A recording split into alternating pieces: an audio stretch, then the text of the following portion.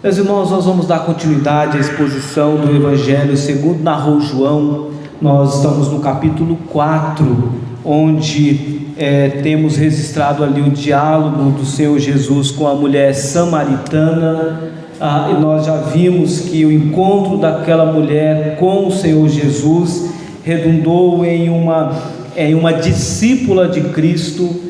E essa mulher então entrou na aldeia de Samaria falando sobre Jesus. Vimos que as pessoas então ouviram a pregação daquela mulher, a evangelização acerca de quem era o Cristo. Eles tiveram contato com o Evangelho primeiramente por intermédio daquela mulher samaritana, e depois eles mesmos testemunharam que agora eles creem em Cristo, eles criam em Cristo, não mais por causa do testemunho daquela mulher, mas sim pelo próprio encontro que eles tiveram com Jesus. Eles ouviram Cristo falar e eles então passaram a confiar, a acreditar em Jesus Cristo. Nós vamos então, a partir disso, nós temos a continuidade da narrativa, que é a partir do verso 43 de João capítulo 4, versículo 43, nós vamos ler até o versículo 54. Há uma continuidade, mas agora o Senhor Jesus, o texto vai narrar que ele parte dali, ou seja, ele parte daquela região ali de Samaria para a Galileia. E aí nós vamos aprender algumas lições importantes a partir dessa narrativa, quando diz assim o texto bíblico, verso 43: passado 2 dias, partiu dali para a Galileia, porque o mesmo Jesus testemunhou que um profeta não tem honras na sua própria terra. Assim, quando chegou a Galileia, os galileus o receberam, porque viram todas as coisas que ele fizera em Jerusalém, por ocasião da festa, a qual eles também tinham comparecido. Dirigiu-se de novo a Caná da Galileia, onde da água fizera vinho. Ora, havia um oficial do rei, cujo filho estava doente em Cafarnaum. Tendo ouvido dizer que Jesus viera da Judeia para a Galileia, foi ter com ele e lhe rogou que descesse para curar seu filho, que estava à morte. Então Jesus lhe disse: se porventura não virdes sinais e prodígios, de modo nenhum crereis. Rogou-lhe o oficial: Senhor, desce antes que meu filho morra. Vai, disse-lhe Jesus, teu filho vive. O homem creu na palavra de Jesus e partiu. Já ele descia quando os seus servos lhe vieram ao encontro, anunciando-lhe que o seu filho vivia. Então indagou deles a que hora o seu filho se sentira melhor. Informaram: ontem à hora 7ª a febre o deixou. Com isto reconheceram o pai ser aquela precisamente a hora em que Jesus lhe dissera: teu filho vive. E creu ele toda a sua casa. Foi este o segundo sinal que fez Jesus depois de vir da Judeia para a Galileia.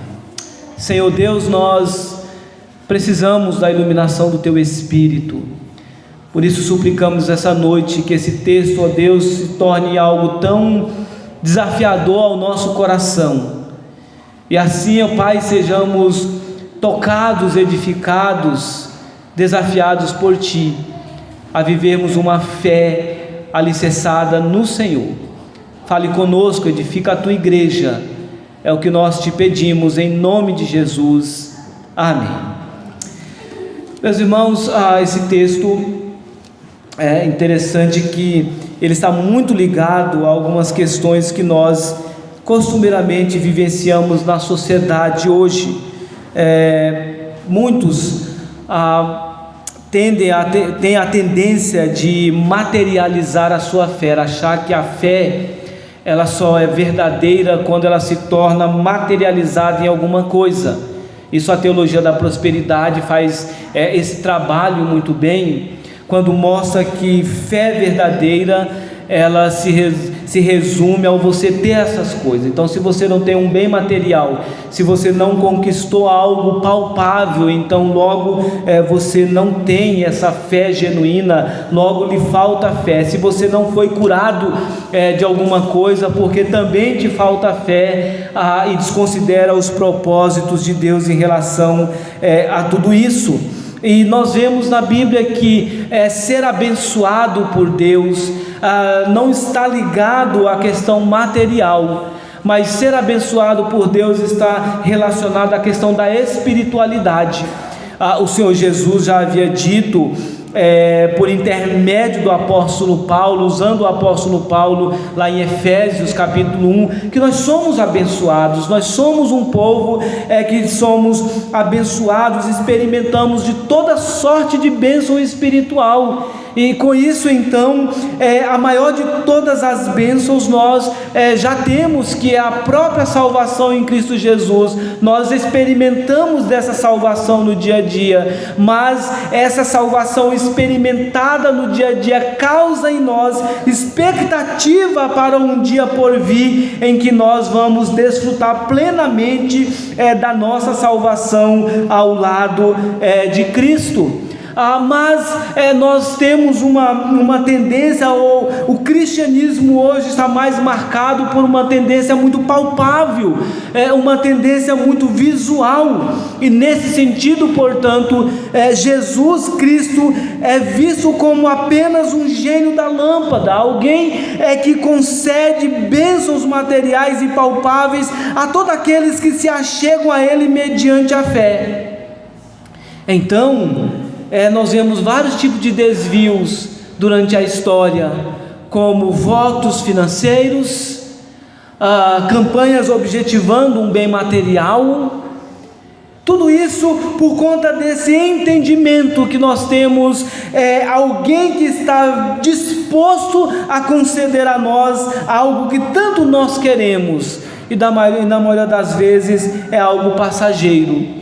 E nós vemos que esse texto também, o Senhor Jesus, ele vai se deparar com essa situação, porque João relata que o Senhor Jesus, então, passado 2 dias, ou seja, depois que ele sai de Samaria, que ele sai daquele momento onde foi pregado o Evangelho, onde as pessoas tiveram um encontro com o Senhor Jesus Cristo, ele se dirige a Galileia, e o Senhor Jesus diz que ele mesmo testemunhou que um profeta não tem honras na sua própria terra. Por que ele está dizendo isso? Nós podemos compreender muito bem aquilo que Jesus está dizendo com algumas situações. Por exemplo, vamos imaginar, seja eu como pastor, os irmãos que são professores aqui na escola dominical.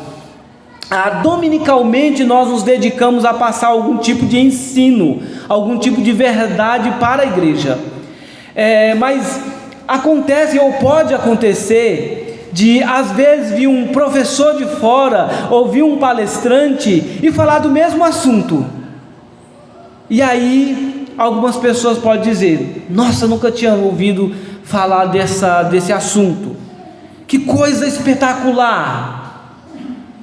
Ou seja, os mesmos temas são trabalhados, mas o ser humano ele é mais afeito a valorizar os que são de fora, do que de olhar para aqueles que estão dentro, no dia a dia. E o texto vai dizer que Jesus passou por essa experiência, porque ele vai dizer que ele, como profeta, não teve o devido reconhecimento dentro da própria casa dele. E na casa dele aqui, obviamente, que ele está falando na região que ele morava. Ele falava de verdades eternas, mas as pessoas não davam devido valor. Mas um aspecto que Jesus vai dizer que quando ele chega na Galileia, os galileus o receberam. Mas por que os galileus receberam? O texto vai dizer que os galileus o receberam porque eles viram todas as coisas que Jesus fizera.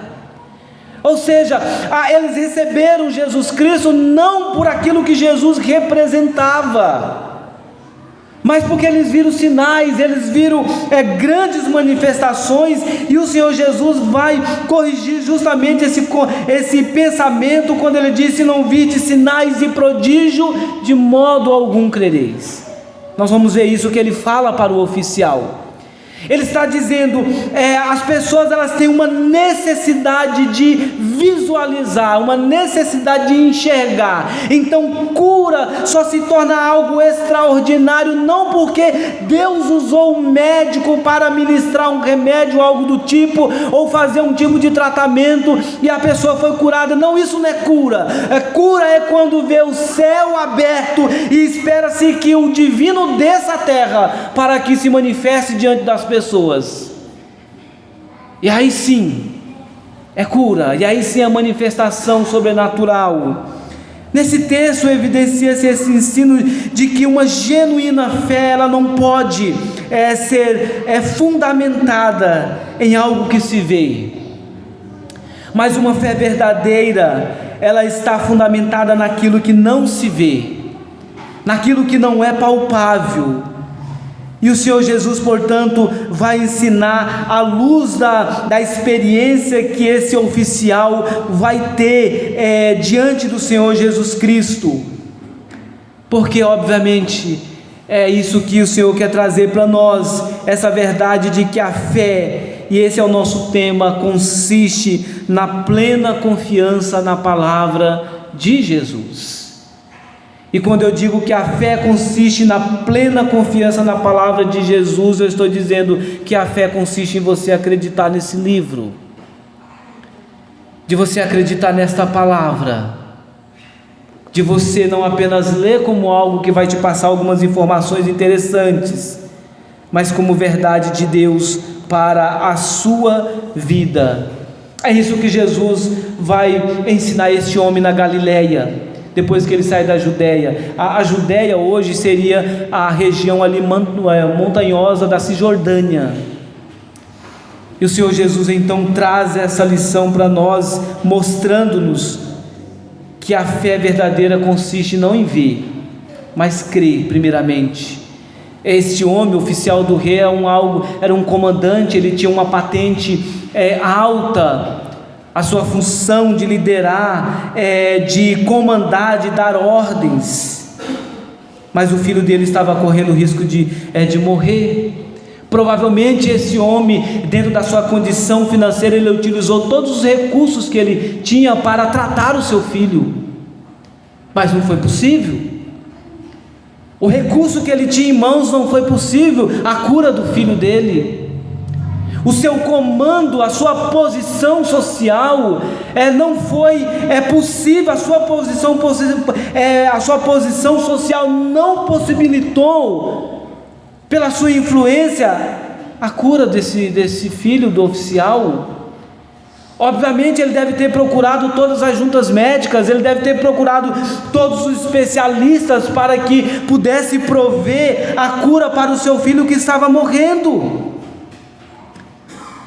mas ele não conseguiu.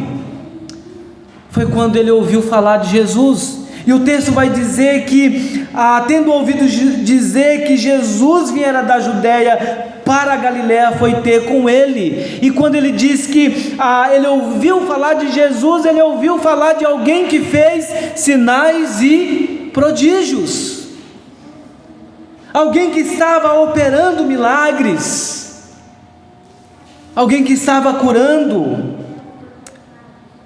Mas veja como esse homem se aproxima de Jesus a partir do verso 47, aliás.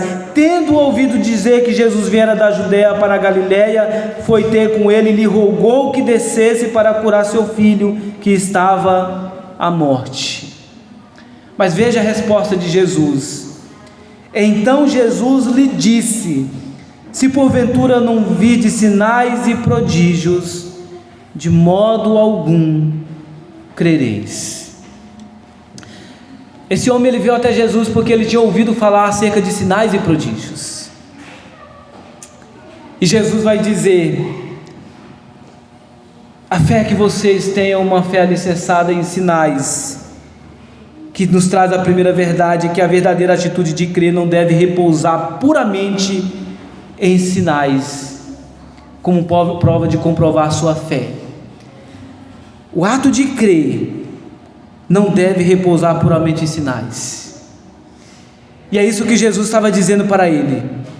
João narra a reprovação de Jesus, não só aquele oficial naquele primeiro momento, mas João também narra a reprovação de Jesus a todos aqueles que buscam puramente sinais e maravilhas como forma de comprovar aquilo que creem. O oficial foi desafiado a crer na palavra de Jesus, pois Jesus cura o filho do oficial à distância, mostrando assim também a sua onipresença, a sua onisciência. Jesus estava dizendo para aquele homem que ele não poderia, portanto, confiar apenas porque ele ouviu falar de sinais, mas ele foi desafiado a acreditar na palavra de Jesus.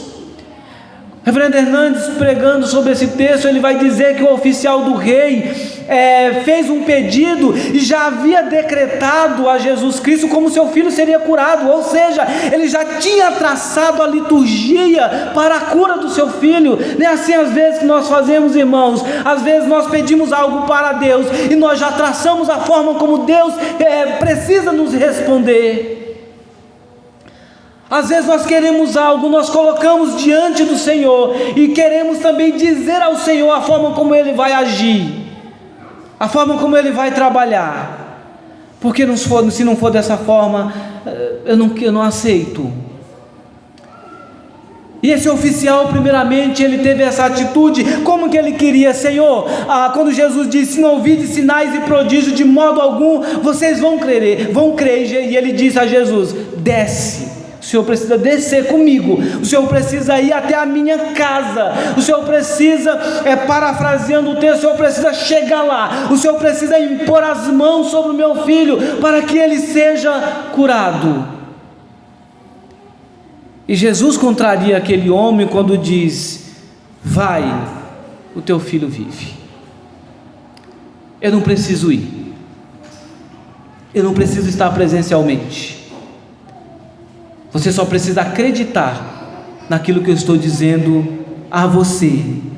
A esperança que o pai tinha de conseguir que Jesus curasse o seu filho, parece que se baseava no contato que ele teve com os galileus que viram os milagres, e ele quer que Jesus vá até lá, e Jesus vai mostrar para ele que uma fé que se sustenta em manifestações, com certeza é uma fé débil, pois diante da primeira dificuldade surgida, certamente esta possível fé logo desaparecerá. Mas pelo contrário, nós somos chamados a crer antes de ver, e não ver para crer. E Jesus ensina essa verdade nessa cura efetuada. O oficial creu na palavra de Jesus. O texto vai dizer aqui, na sequência do texto, quando o Senhor Jesus diz: de modo algum vocês crerem, vocês vão crer, ele roga: Senhor, desce antes que meu filho morra. Vai, disse-lhe Jesus, teu filho vive. O homem creu na palavra de Jesus. Esse homem agora não estava na expectativa de ver uma grande manifestação. Esse homem agora estava dependente, confiante em Jesus Cristo.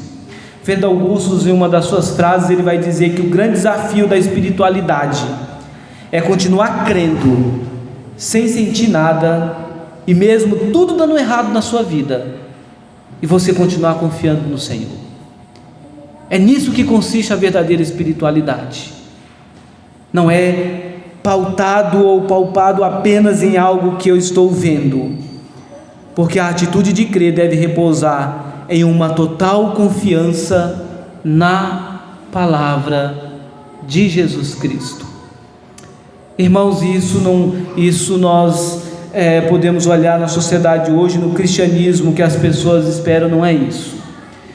Uma única definição que nós temos de fé, ela está em Hebreus, quando o autor dos Hebreus diz que a fé é a certeza de coisas que se esperam, a convicção de fatos que não se veem.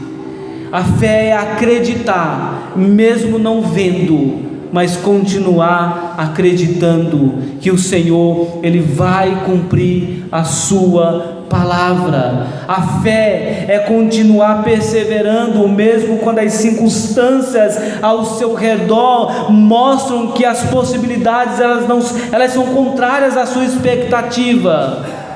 A fé é acreditar num Deus que fez promessas ao seu povo e olhar para essas promessas e confiar nessas promessas, não a partir de uma questão temporal, mas continuar confiando no Senhor, mesmo quando as coisas elas não chegam no tempo que você acha que devia ser chegado na sua vida. A fé verdadeira é descansar num Deus que nos desafia a depender dEle, que nos desafia a colocar as nossas angústias diante dEle, que nos desafia a descansar na promessa dEle sem questionar.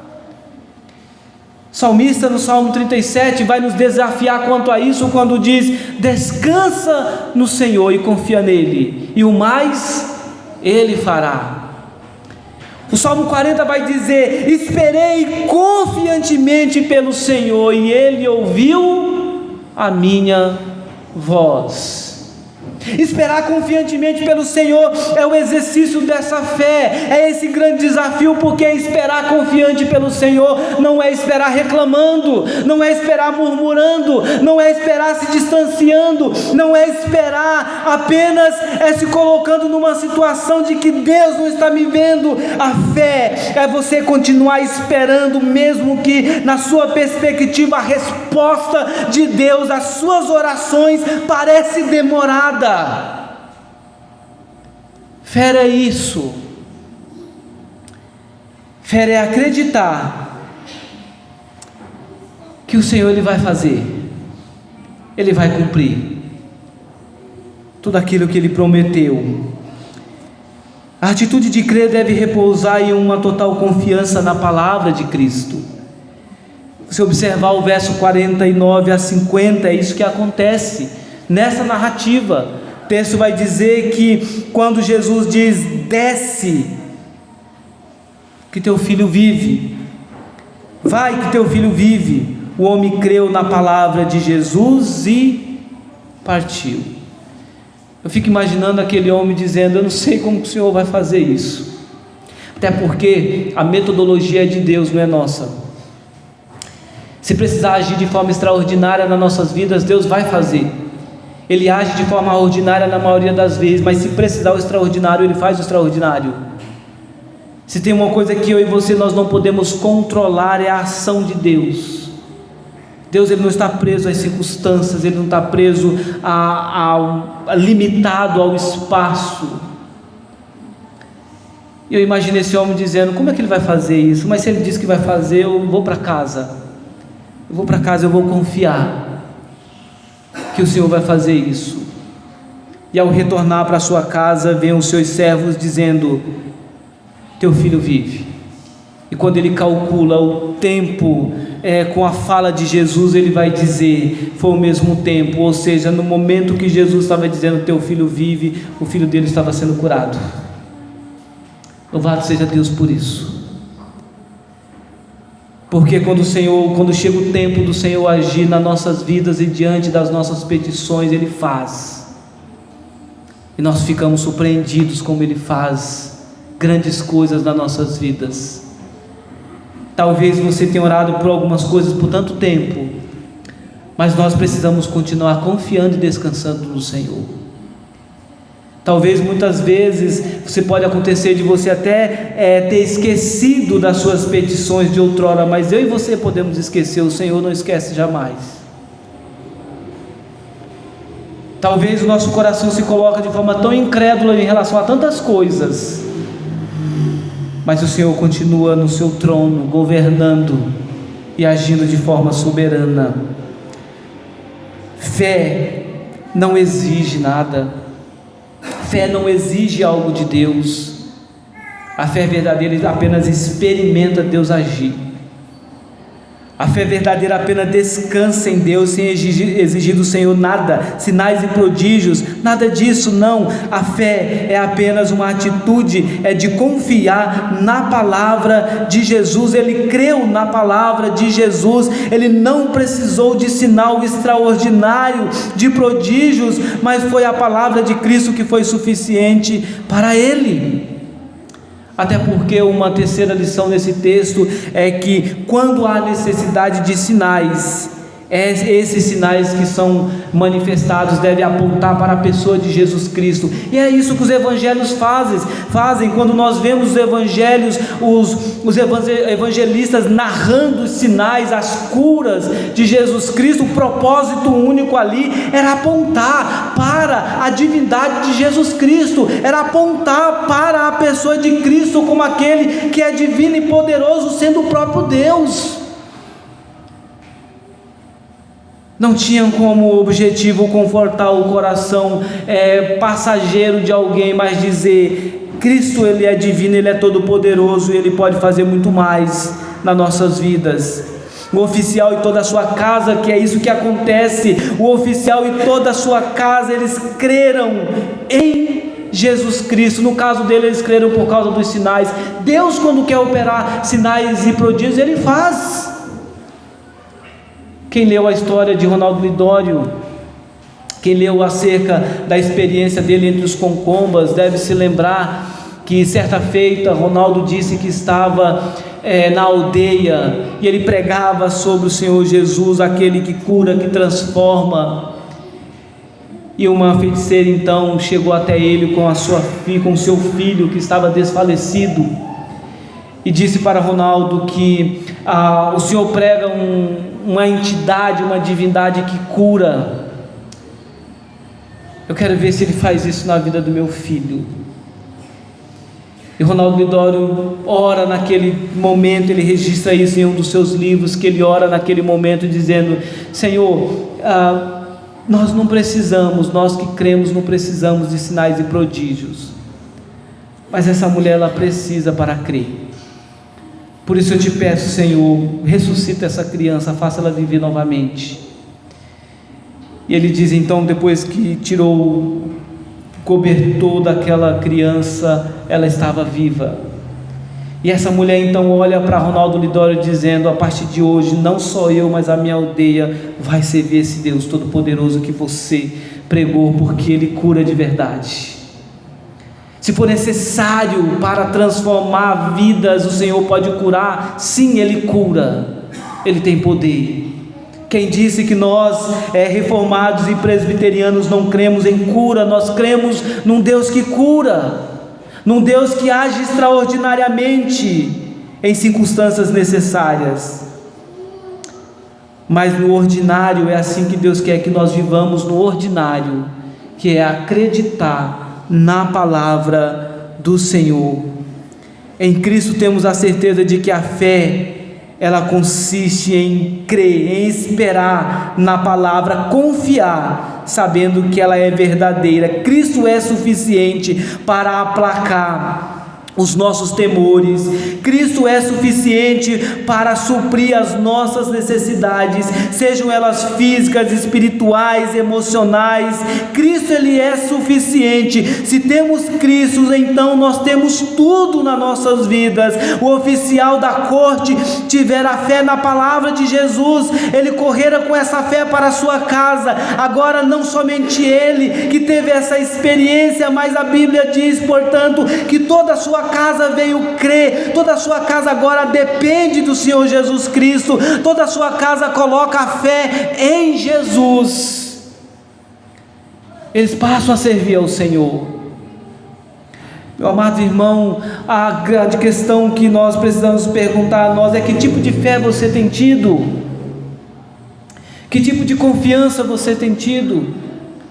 Que tipo de fé nós temos tido em relação ao reino? Que tipo de fé nós temos tido em relação a nós como família? Que tipo de fé nós temos vivido diante dos maiores desafios que Deus permite que nós passemos?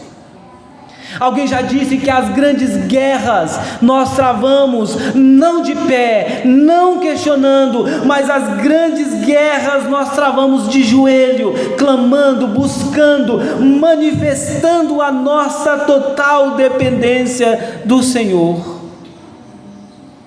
Deus quer que nós travemos as nossas guerras de joelho. Deus quer que nós travemos as nossas guerras clamando. Deus quer que nós travemos as nossas guerras confiando no Senhor. A mesma palavra, aquele oficial, serve para nós. Se para o oficial foi: vai, teu filho vive, para nós nos dias de hoje é: crê somente, confie, descanse, coloque as suas angústias diante do Senhor, porque a promessa dele é: lançai sobre mim toda a vossa ansiedade, porque eu tenho cuidado de vocês. Você está angustiado, está ansioso, está preocupado com alguma questão, com alguma situação? Coloque diante do Senhor e confie nele. Confie nele, busque. O Senhor Jesus vai dizer: não andeis ansiosos de coisa alguma, em tudo porém sejam conhecidos diante de mim por meio das vossas petições. Busque, ele diz: busque o reino de Deus. O Pai Celeste sabe do que vocês necessitam. Coloque diante dele. Ele é aquele que cuida das nossas reais necessidades. Ele é aquele que cuida de nós. É aquele que requer de nós uma fé genuína, uma fé que acredita, uma fé que descansa, mesmo em meio à tempestade. Foi isso que Jesus exortou os discípulos que estavam naquele barco, quando eles, portanto, estavam apavorados e Jesus estava no barco com eles. Foi isso que Jesus fez com Pedro, quando ele disse: Pedro, vem até mim.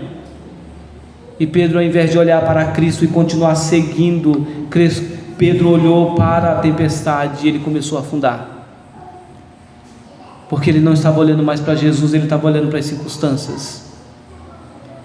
Ele não estava olhando para o autor e consumador da fé, ele estava olhando para a tempestade e para aquele momento difícil que ele estava passando. E Jesus vai dizer para ele que ele precisava crer, ele precisava acreditar. Paulo, quando escreve na sua carta em 1 Coríntios, ele vai dizer: examinai a vós mesmos e vede se você ainda permanece na fé. Como tem estado a tua fé? Como está o estado da tua fé? Se você fizer um exame do teu coração, examinai a você mesmo, como que está o estado da tua fé? Como que está a sua confiança no Senhor? Será que você está no grupo daqueles que está querendo ver sinais, achando que Deus está demorando, ou você é aquele que diz: Senhor, as circunstâncias são tão difíceis, mas eu continuo confiando no Senhor? O povo de Israel passou por isso. Havia uma promessa: vocês vão sair do Egito, vocês vão sair do Egito. Mas diante do mar, eles começaram a olhar para Moisés e disseram: Moisés, primeiro eles começaram a murmurar: Moisés, foi para isso que Deus nos tirou do Egito, para morrer aqui? A gente poderia ter ficado lá no Egito, escravos, mas no Egito se alimentando bem. E Moisés, então, acredito que Moisés também já estava com a cabeça tão cheia de incredulidade. Ele olha para o Senhor e ele ouve do Senhor a resposta: simplesmente: o que eu disse para você? Não te mandei eu? Diz ao povo que marche. Quantas vezes nós estamos diante da palavra de Deus, nós lemos a palavra, nós temos as devocionais, mas nós simplesmente olhamos dizendo: será que isso mesmo é verdade? Será que isso vai acontecer na minha vida? Se não vir sinais e prodígios, de modo nenhum crereis. Mas o oficial creu na palavra de Jesus. Creiamos na palavra de Jesus em todas as circunstâncias da sua vida. Creia na palavra de Jesus como esse homem creu, e você vai experimentar tantas coisas da parte do Senhor. Por que a igreja primitiva experimentou tantas coisas da parte de Deus? Porque assim como eles, como nós, eles eram pecadores, mas eles confiaram num Deus Todo-Poderoso, que se manifestou na pessoa de Jesus, e que o Salvador das nossas almas é aquele que nos estimula a perseverar em meio à tempestade. Como está o estado da tua fé? Que tipo de fé você tem tido? Que nessa noite nós tenhamos uma fé alicerçada em Cristo e confiemos nele, em nome de Jesus. Amém. Nos coloquemos de pé.